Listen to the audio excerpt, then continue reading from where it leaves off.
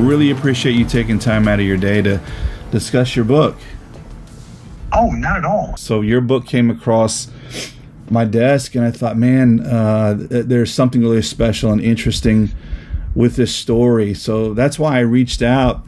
I've done quite a few for Jack Carr. And I read the most recent, and I thought it was terrific. Oh, the one your review, yeah. Oh, did you really? Excellent. I thought it was excellent. Yeah. Oh, I really appreciate that. That's very encouraging to hear that. Really is. No, that's why I called Jen back, and I said, yes, I need to speak to this gentleman. Oh, very cool. Absolutely. Very cool. Yeah. Well, just so you know, I'm going to record this if you don't mind, primarily of course. For note-taking purposes, and I do like to share it on my Substack as part of the promotional stuff Outstanding. that I do. I do that for Jack. I do that for Brad Thor, all those guys. So, okay, man. Which section of the FBI did you work for? I mean, what type of crimes? Well, I started out in Miami. The way the bureau works is you kind of list all your field offices, all 56 field offices, in order of your preference, right? And then there's a monkey at headquarters with a bucket full of darts, and the monkey throws the darts at the map, and that's where you go. Yeah. Wow. It's not quite that bad because I got Miami. So Miami was my first office, and I worked counterintelligence there for a number of years, and then ended up transferring up to D.C., and I was assigned to the Attorney General's Protection Detail for about 3.5 years. That was when Eric Holder was the AG. So I got you. Okay. Yeah, worked that gig for a while. So interesting. Saw so many people. Really, really cool job. And then ended up supervising the ground and the aviation surveillance component at WFO. But that's just kind of my brief history. But your book, it's really well written, and Jack mentioned this.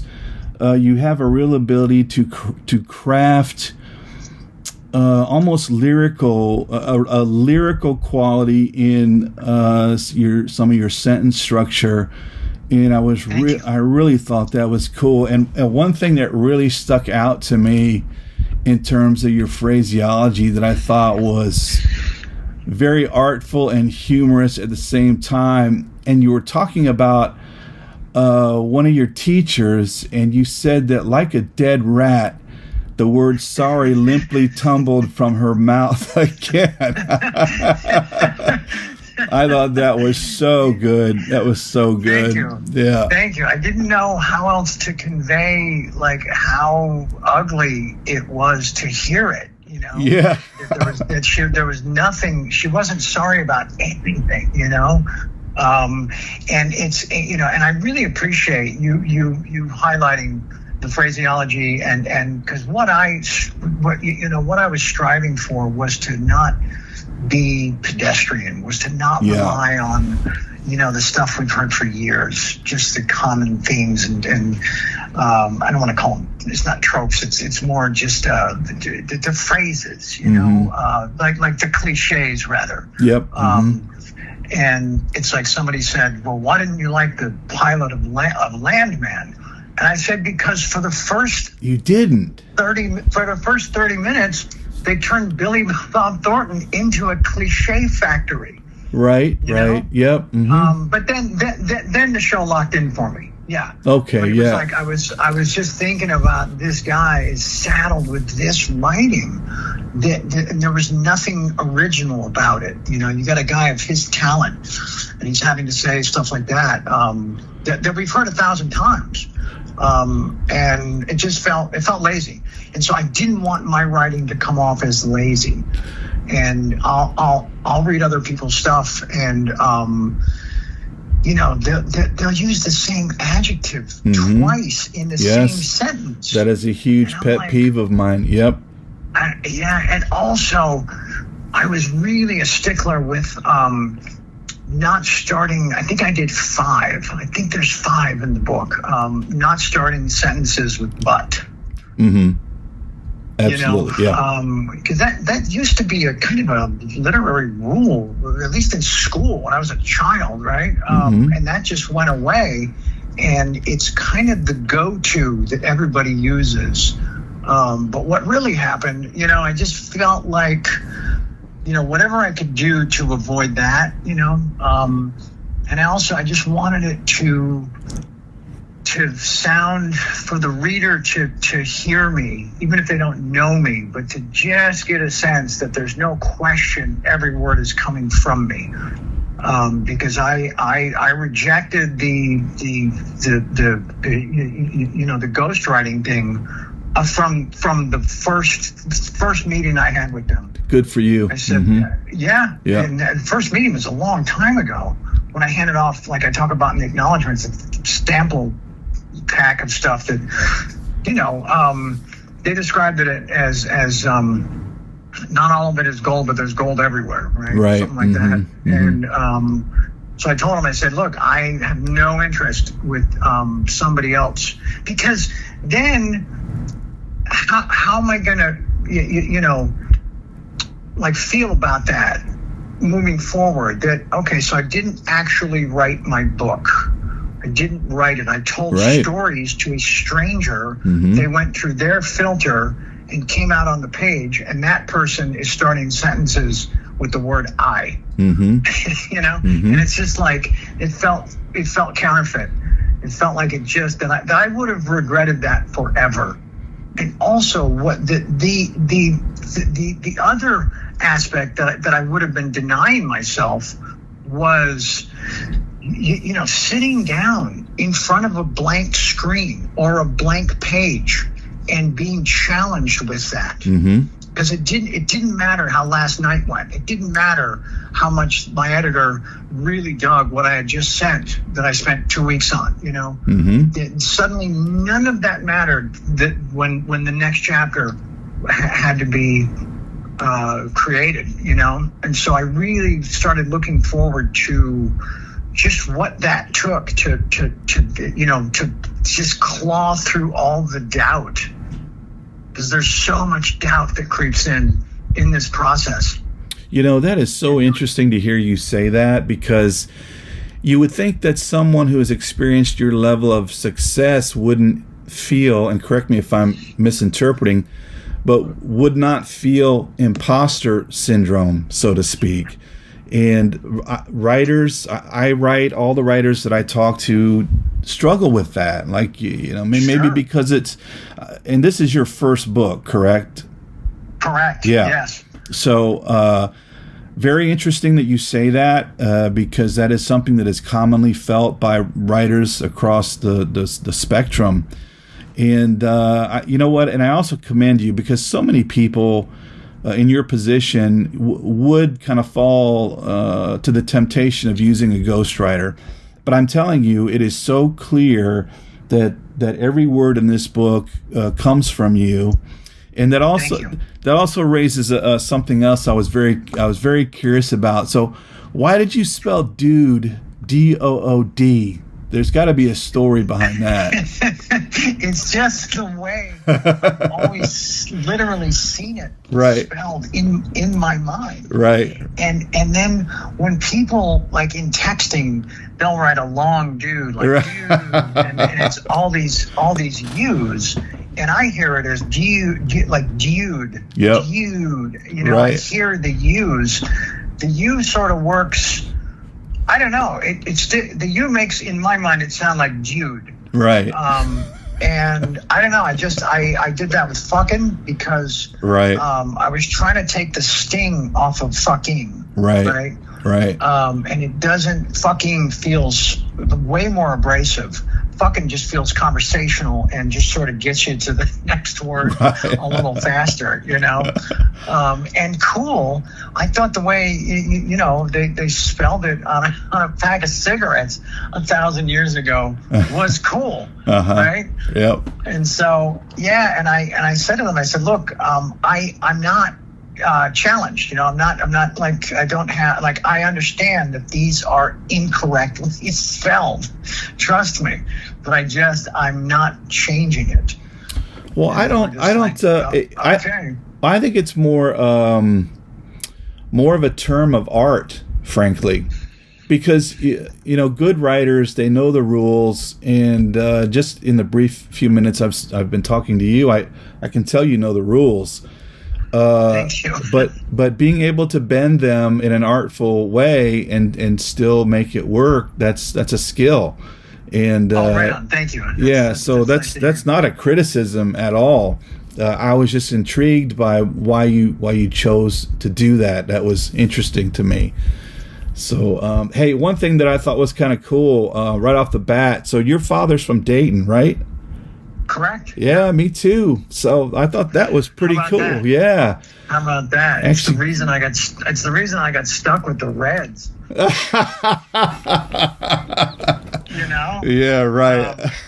Yeah, and I mean, of course, the first 2 years I followed them, 75 and 6, and those 2 years happened. And then, it's been a bit of a slog. But it's interesting. The Reds currently have a 9-game win streak in the World Series.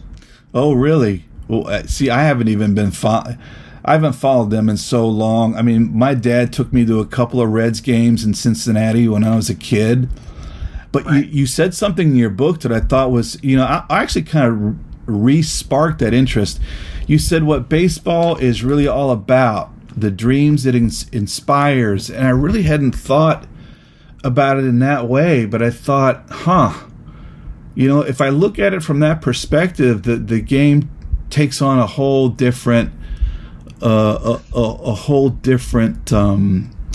sort of color for me. Interesting. Yeah. Mm-hmm. Yeah, because what kid, as soon as they realize that they're decent at it, what kid doesn't imagine themselves playing in the big leagues? Yeah. Mm-hmm. I mean, how many kids in the backyard with their buddy are like, okay, bottom of the ninth, 2 outs, down by a run, game 7, runner on third. Let's see what you got, right? For sure. Everybody. Or even basketball players, game 7, NBA Finals, down by 2. He pulls up from 3, It's like I think that's ingrained in a lot of our childhoods. And I just wanted to touch on that yeah, and then I think that sentence ends with my first drug.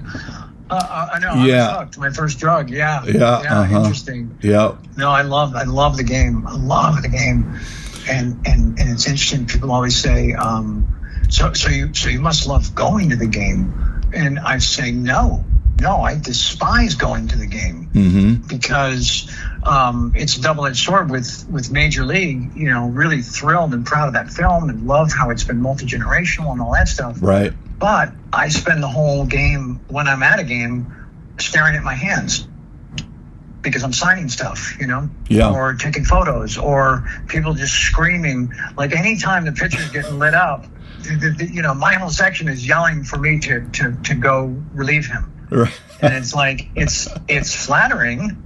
Sure, yeah. It's completely irrational, but it's flattering.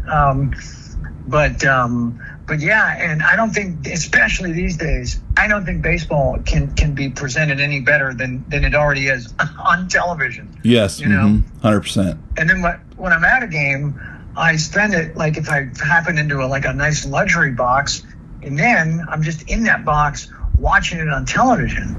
And I'm thinking I could be home. You could do that at home. Yeah. Mm-hmm. Yeah. But no, I love baseball and just how it's just interwoven with life, Well, I never made it past T-ball.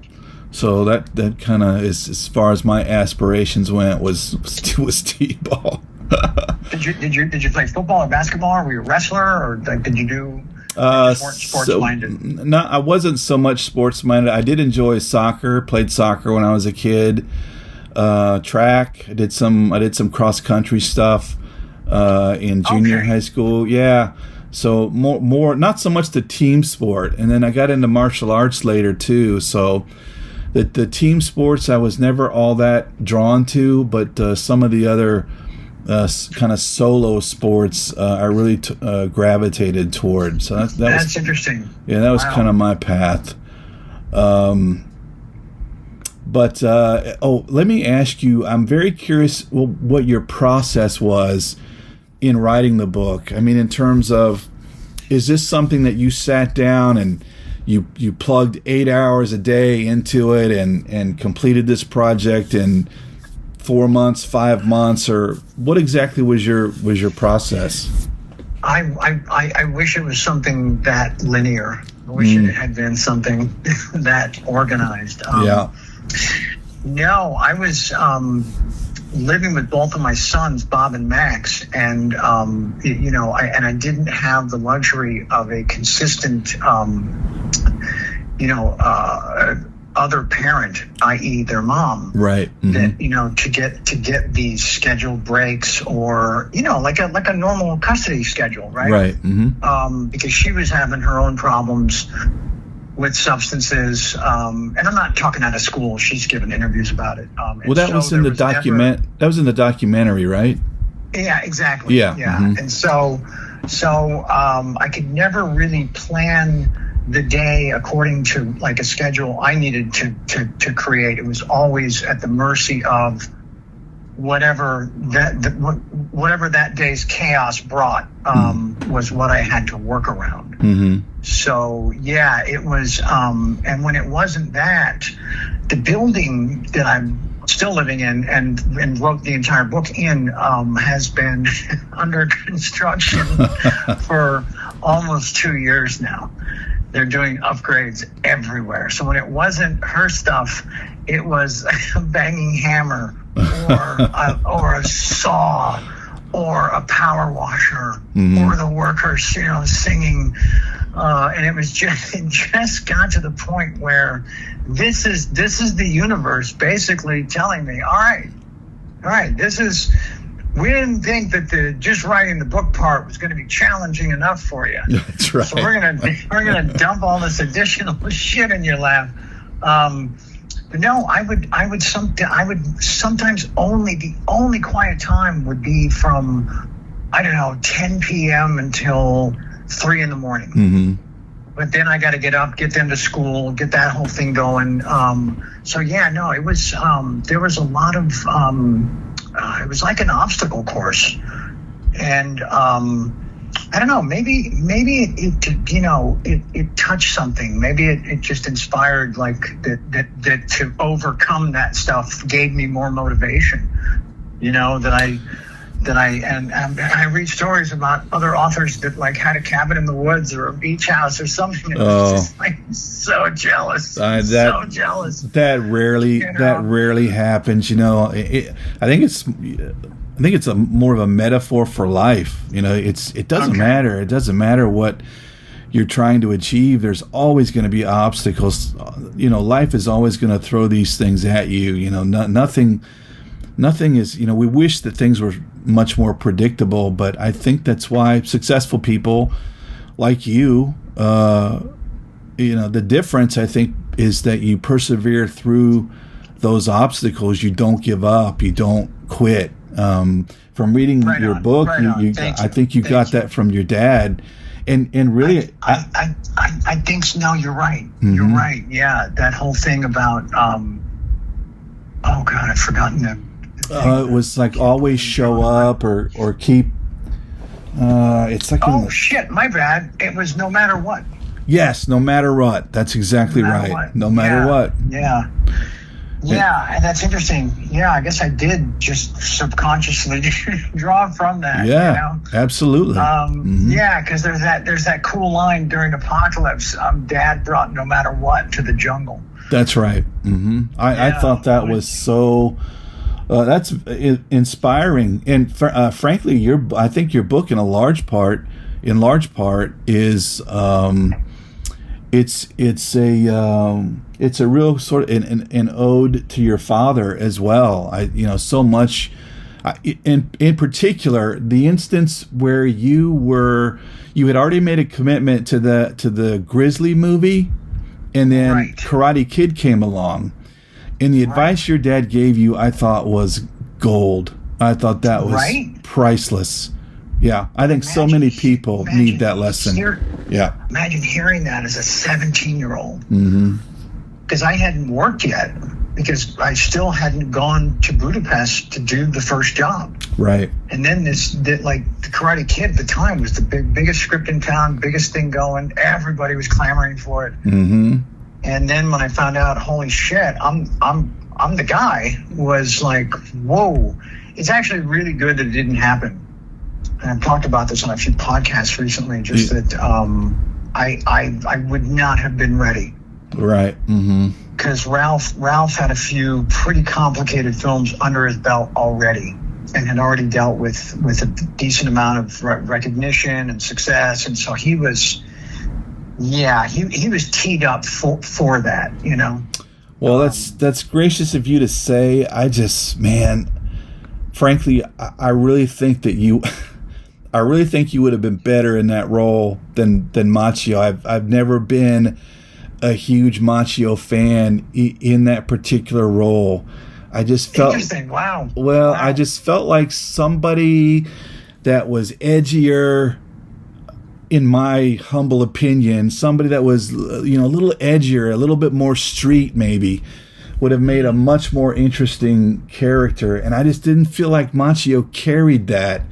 Like you're just the few minutes that you had at the end of Ferris Bueller, like you had a certain gravitas, a certain sort of edge to you that made that was the most memorable scene to me in that movie. You with Jennifer Grey. Yeah.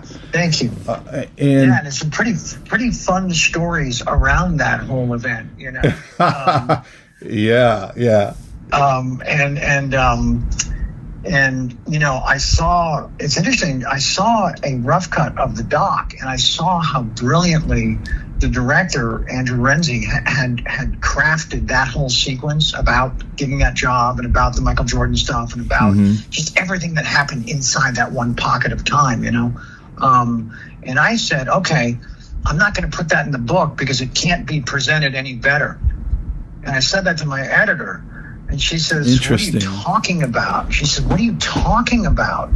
Of course, it doesn't have to be better, but it's going to be different. Mm-hmm. It's going to be different. It's, you know, now you've had all this time to think about it. You're going to remember shit that's not in the doc, right? And she said, she would tell me almost not daily, but weekly, you have to write as though the doc doesn't exist. Mm-hmm. And I had to, you know, and I almost wanted to tell Renzi, the director, I don't want to look at any more of the doc. That's really interesting. Uh-huh. But the doc really helped because the timing of it wasn't planned. Like, okay, let's you know, let's do this 1-2 punch and put them together, and that's going to be the great reset, and then I can get on with, you know, just focusing on the future, you know. But what the doc did, telling all those stories, and for the year leading up to it, you know, all the archival prep and all the research and the stuff I was involved with, right? It really sort of got all that stuff refreshed, reactiveted in my brain. Mm. And even telling stories in the doc, I knew there were a lot of you know, back alleys and shortcuts or you know, pathways that I could feel in my mind, but didn't want to vocalize because they would take too much time to explain in a storytelling setting, right? Right. So I knew, okay, that's got to be in the book as I'm hearing it in my mind. Does that make sense? Yeah, absolutely, it does. Mm-hmm. Because the doc, there's pressure to perform.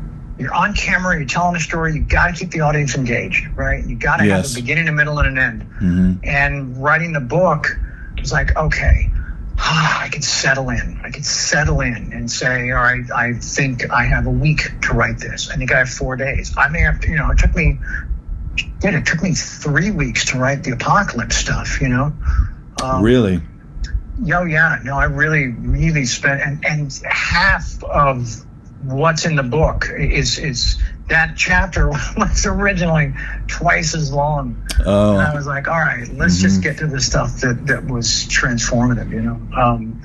But yeah, so the doc was really an asset in the end, in the big picture. just with getting my brain ready to pour all that stuff onto the page, you know. Well, there's time for detail and nuance, which you can't really get with the other medium. I don't think. That's why I like to read so much, and that's why I love seeing books from people like you, because number one, it generates interest in reading, because like Jack Carr likes to talk about, we're competing with so many different things now, so many different mediums now. And it's really great to see someone take time.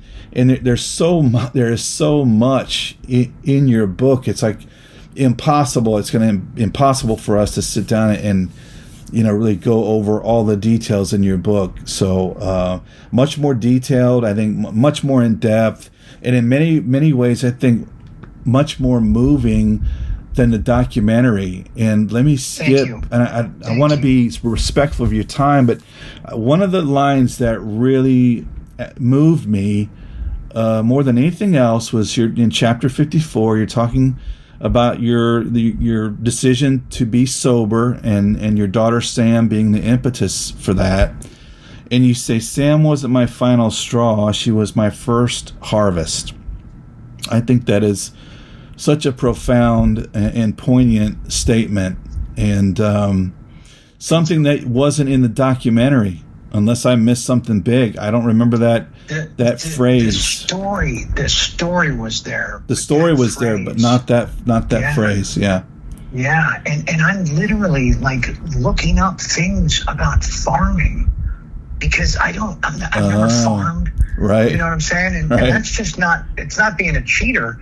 That's out of respect to farmers. Sure, yeah. Literally. Sure. I want them to read that and be like, okay, that makes sense. There is a thing called the first harvest. Yeah.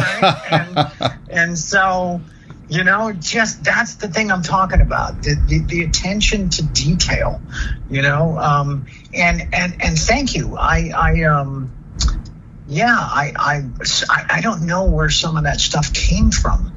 It just, because I'd sit down, that thing about the challenge of staring at that blank screen or the blank page, and I'm like, okay, here's where we are in the story, and I would make these mini outlines, and I would write them in on a piece of paper, do all that longhand,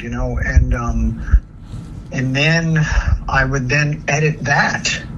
And I would start with number one, like literally, like it was an assignment almost, but a very creative one, right? Right.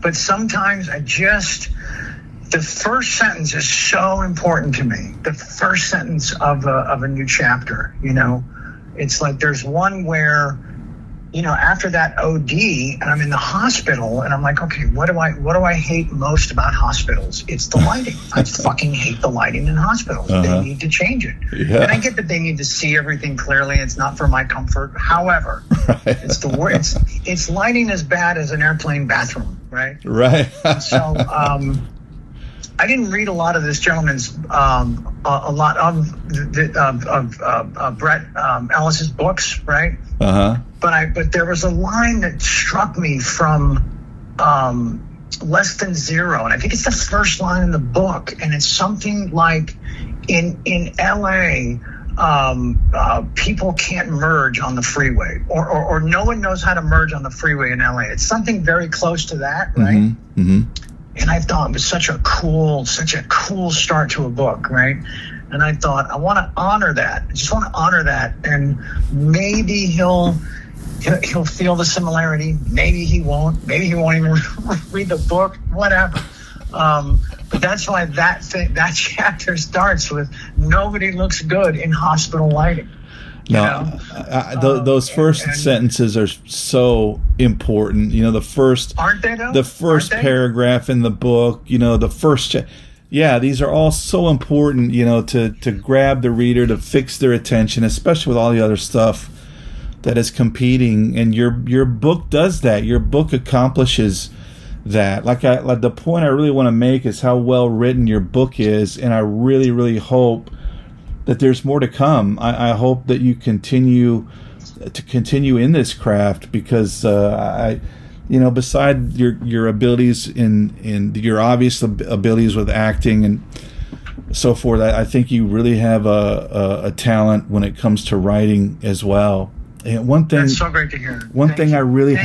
You're welcome. But one thing I really have to say about your book, and I think this is one of the most important things I took away from your book, is that it reminds me so much of your journey and Solomon's journey. The biblical person Solomon are so similar. It's like he set out to experience like all things pleasurable and found it to be vanity or emptiness. And it strikes me that your book is sort of the same sort of journey, and I think it is amazing. I think it is such a profound lesson for people to take away from your book. And Thank you. Wow. And if you no one has framed it like that. That's amazing. Well, that's what I took away from it. The kind of the story arc, if you will, of your book. It's very much like Solomon's journey. And if you haven't read Ecclesiastes, the book in the Bible, I think you'd really enjoy it. But your book, Solomon's Journey, I just saw so many parallels. So I thought that was really, really, really valuable. Yeah, I think your book adds some tremendous value. Yeah, that's amazing. No, I would love to write again. I did find it to be the most challenging and isolated job I've ever had. Oh yeah. I felt like I was marooned. I felt like Tom Hanks in freaking Castaway. That's right. I didn't even have a volleyball. Yeah. It's a lonely pursuit, that's for sure. Oh my gosh! And how about all the people that when you tell them, hey, okay, you're not going to hear from me for a while, so just know that I'm not in a flop house downtown. I am writing your book, so just give me some space. They're like, oh yeah, of course, man. And then those same people will literally a couple months later write stuff to me like, are you done yet? A couple months, did right? You finish? And it's just like, are you kidding me? So my favorite emoji is that hand holding the pen, right? Yes, And I would just send that, because if I didn't send that, what I wanted to send was, go fuck yourself. You write a book and get back to me. But I'm not. What are we doing, right? Right. I'm not in high school, so. Right. So yeah, if I was ready to, kind of go back into that cave, then for sure. Because what would be really exciting is not to have to be allegiant to or beholden to the chronology of an autobiography or a memoir. It's like that is literally exhausting in itself, because it's not so much what to put in, it's the stuff that needs to be removed. Right. It's the stuff where you have to bridge those gaps. I wasn't going to write an 800-page book. Can you imagine? So yeah, it and Amy Bell, who was my editor at Gallery, she's amazing. And she's saying that authors will do things where they write a book of essays that you can just sort of dance all over the place. You can look at the whole thing as a constellation and just pick a different star every night, and it doesn't have to follow a timeline. And so, right. So I don't have that experience yet of writing sort of unencumbered. Well, I think whatever. I'm sorry. No, I'm saying so that is something that yeah, she had my full attention when she spoke to that. Well, I think whatever you choose to do in whichever form you choose to do it will be very good reading. Like chapter 25, the narrative you wrote with regard to your escape from the Palm Springs facility. I mean, it was almost like it struck me almost like a novel.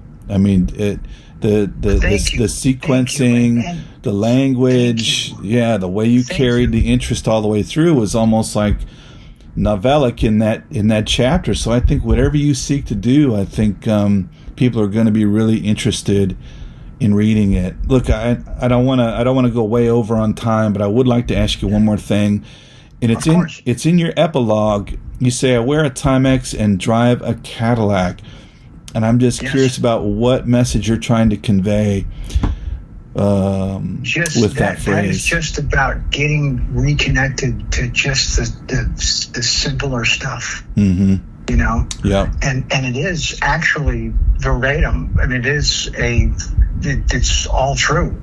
I do wear a Timex. I do drive a Cadillac. Right. Mm-hmm. It's just like, and I used to be a vintage watch collector, and it was all, Swiss watches. And I used to collect cars. And it's just for me to just have one watch, right. one car. Right. And I'm never late. You know? Never late.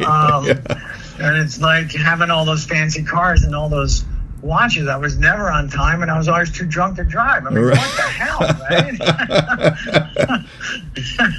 So no, but I did specify that combo just as just a return to the basics, you know. Yeah. Mm-hmm. I mean, it's a nice Timex. It's a nice Cadillac. I'm not gonna lie. Well, sure. Yeah. Right. Yeah. But yeah, just.